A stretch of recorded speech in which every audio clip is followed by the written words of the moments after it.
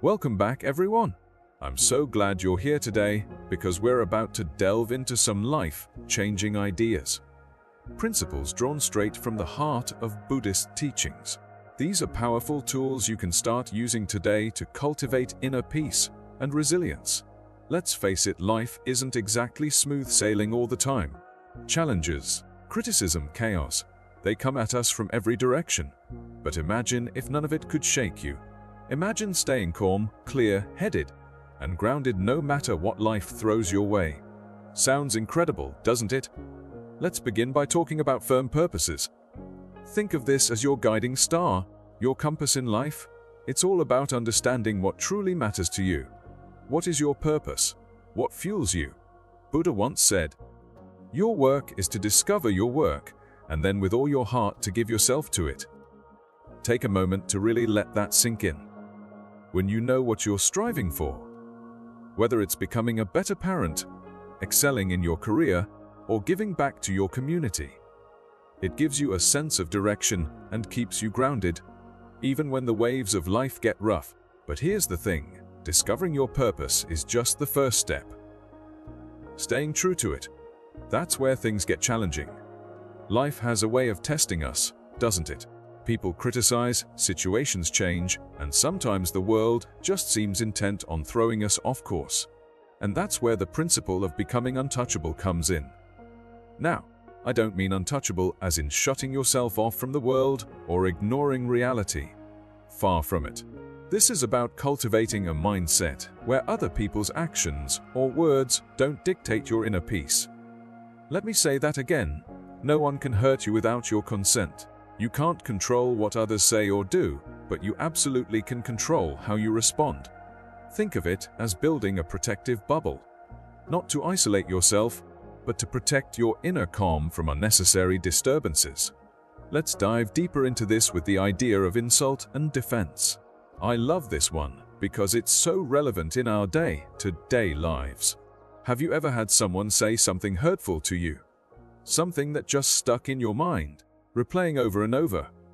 It's easy to internalize those words, isn't it? But here's what Buddhism teaches us. When someone insults you, it's rarely about you. Their words often reflect their own struggles, insecurities, or pain. It's like they're throwing their emotional baggage your way.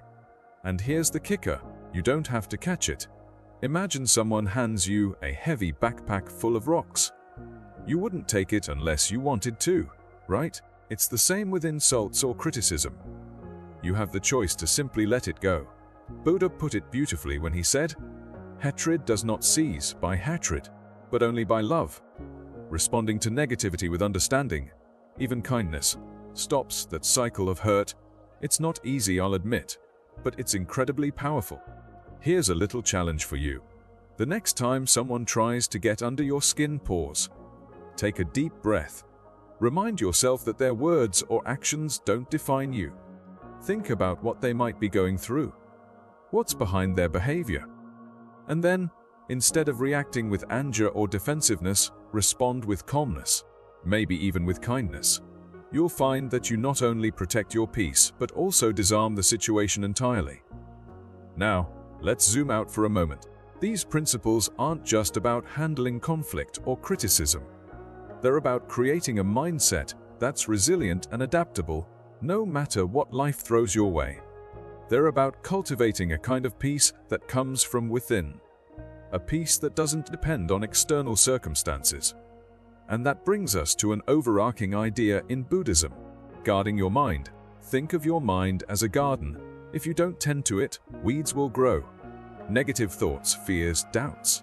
But if you nurture it with positive practices, mindfulness, gratitude, compassion, you'll cultivate something truly beautiful.